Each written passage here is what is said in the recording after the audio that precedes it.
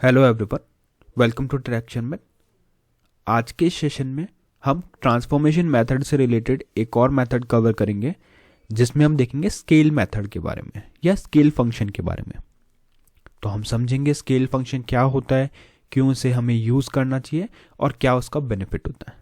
ठीक है, इससे पहले भी हमने काफ़ी सारे मेथड्स देखे जिन्हें हम ट्रांसफॉर्मेशन में यूज़ करते हैं, जैसे ट्रांसलेट मेथड या रोटेट मेथड। तो आज का जो सेशन रहेगा उसी के कंटिन्यूशन में रहेगा, जहाँ पे हम नया मेथड डिस्कस करेंगे, स्केल मेथड। ठीक है, बट सेशन शुरू करने से पहले जस्ट मेरा एक रिकमेंडेशन है कि अगर अभी तक आप लोगों ने पहले वाले सेशंस नहीं देखे हैं तो आप पहले उनको देख सकते हो, क्योंकि ये जो पूरी प्लेलिस्ट है एक प्रॉपर सीक्वेंस और सिंक में है।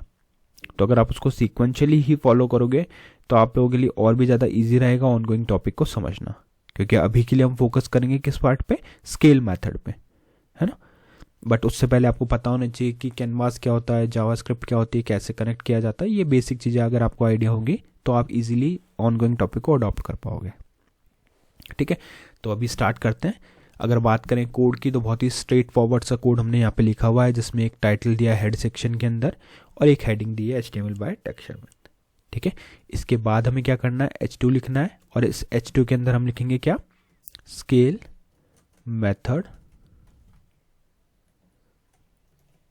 Method for transformation. ठीक है, ये हमने यहां पे डाल दिया स्केल मेथड फॉर ट्रांसफॉर्मेशन। अब इसमें यहां पे स्पेलिंग मिस्टेक है। ठीक है, यहां तक हो गया। इसको अगर रिफ्रेश करेंगे तो कुछ इस तरह से हमें आउटपुट दिख रहा है। अब नेक्स्ट हमें क्या करना है, नेक्स्ट हमें यहाँ पे लिखना है एक सिंपल सा कैनवास ड्रॉ करना है। तो कैनवास ड्रॉ करने के लिए आपको लिखना पड़ेगा कैनवास। इस कैनवास की हम हाइट विड्थ ये सब सेट करेंगे। तो आईडी आ जाएगा, आईडी में आ जाएगा कैनवास 1, विड्थ आएगा, विड्थ में आ जाएगा हमारे पास 600 पिक्सल्स और यहाँ पे आ जाएगी हाइट, हाइट में आ जाएगा 300 पिक्सल्स। ठीक है, इतना करने के बाद में आपको यहाँ पे क्या लिखना है, सिंपली आपको लिखना है स्टाइल, और उस स्टाइल के अंदर हमारे पास आ जाएगा बॉर्डर 5px सॉलिड ब्लैक। ठीक है, इसको सेव करेंगे, वेब ब्राउज़र को रिफ्रेश करेंगे तो यहाँ पे क्या आ जाएगा, स्केल मेथड फॉर ट्रांसफॉर्मेशन। ठीक है, ये कैनवास ऐड हो गया। अब इस कैनवास पे हमें क्या करना है, कुछ शेप्स को ड्रॉ करके देखना है और फिर उसके बाद में देखना है कि कैसे वहाँ पे स्केल मेथड या स्केल फंक्शन वर्क हो रहा है। ठीक है, तो उसके लिए पहले स्क्रिप्ट ऐड करनी पड़ेगी कुछ भी ड्रॉ करने के लिए। तो यहाँ एक स्क्रिप्ट ऐड करेंगे और इस स्क्रिप्ट को हम कनेक्ट करने वाले हैं अपने ऊपर कैनवास से। तो यहाँ पे लिखेंगे क्या, where c equal document dot get element by ID, और यहाँ पे आ जाएगी वो आईडी जिसको भी आपको कनेक्ट करना है। तो हमारे ऊपर जो आईडी लिखा था वो क्या था, कैनवास 1, तो यहाँ भी आ जाएगा कैनवास 1। एक चीज़ का ध्यान रखना है कि जावास्क्रिप्ट कंप्लीटली केस सेंसिटिव है, तो जो भी चीज़ आप यहाँ पे मेंशन कर रहे हो मेक श्योर वो एग्जैक्ट केस में ही लिखा हो। अगर जैसे यहाँ पे गेट एलिमेंट बाय आईडी में गेट जो है वो स्मॉल जी में लिखा हुआ है, एलिमेंट का ई कैपिटल है, तो वही चीज़ आपको एज इट इज़ लिखनी है, अदरवाइज वो वर्क नहीं करेगा। ठीक है, तो वेयर सी हमने डाल दिया, उसके बाद में हम लिखेंगे वेयर सी टी एक्स और यहाँ पे क्या आ जाएगा, सी डॉट गेट कॉन्टेक्स्ट। ठीक है, यहाँ पे हम लिखेंगे क्या, 2D लिखने से क्या बेनिफिट होगा कि जो भी 2 डायमेंशनल मेथड्स हैं या 2 डायमेंशनल शेप्स हैं वो अब इन मेथड्स के थ्रू हम ड्रॉ कर सकते हैं। ठीक है, तो ये हो गया 2D कॉन्टेक्स्ट के लिए। अब स्क्रिप्ट बनने के बाद में हमें नेक्स्ट क्या करना होता है, नेक्स्ट हमें जैसे हमने यहाँ पे क्या स्क्रिप्ट बनाई, उसमें बेसिक जो हमारा कैनवास था उसको कनेक्ट कर दिया और सीटेक्स मेथड हमने यहाँ पे ऐड कर दिया। अब पहले क्या करेंगे, एक नॉर्मल रेक्टेंगल ड्रॉ करके देखेंगे, फिर उस रेक्टेंगल के ऊपर हम जो अपना मेथड है उसको अप्लाई करेंगे, जो स्केल मेथड है। तो पहले एक ड्रॉ कर लेते हैं रेक्टेंगल, यहाँ पे लिखेंगे रेक्टेंगल। ठीक है, अब इधर एक रेक्टेंगल ड्रॉ करने के लिए हमें क्या लिखना पड़ेगा, पहले ctx dot fill style, rectangle का कलर आपको मेंशन करना, तो जैसे अभी यहाँ डाल देते हैं ब्लू। ठीक है, और फिर लिखेंगे ctx डॉट फिल रेक्ट।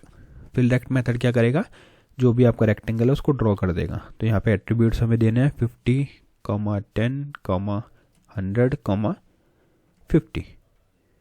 इसको करना है सेव, वेब ब्राउज़र को रिफ्रेश। यहाँ पे जैसे ही आप इसको रिफ्रेश करोगे तो आपको यहाँ पे एक प्रॉपर रेक्टेंगल शो हो रहा है। ठीक है, तो यहाँ पे क्या किया हमने, अभी सिर्फ एक नॉर्मल रेक्टेंगल को ड्रॉ किया, इससे पहले स्केल मेथड हमने यूज़ नहीं किया। तो यहाँ पे ऊपर चाहे तो मेंशन भी कर सकते हैं कमेंट में, रेक्टेंगल विदाउट स्केल मेथड। ठीक है, यहाँ पे हमने स्केल मेथड का यूज़ नहीं किया। कमेंट को कॉपी करेंगे, यहाँ पे सेव करेंगे इसको, और यहाँ लिखेंगे विद स्केल मेथड। ठीक है, इसको सेव करा, कमेंट है तो आउटपुट में तो कुछ चेंज होगा नहीं, बस यहाँ पे हमने डाल दिया। अब क्या करेंगे, एक और रेक्टेंगल बना लेते हैं।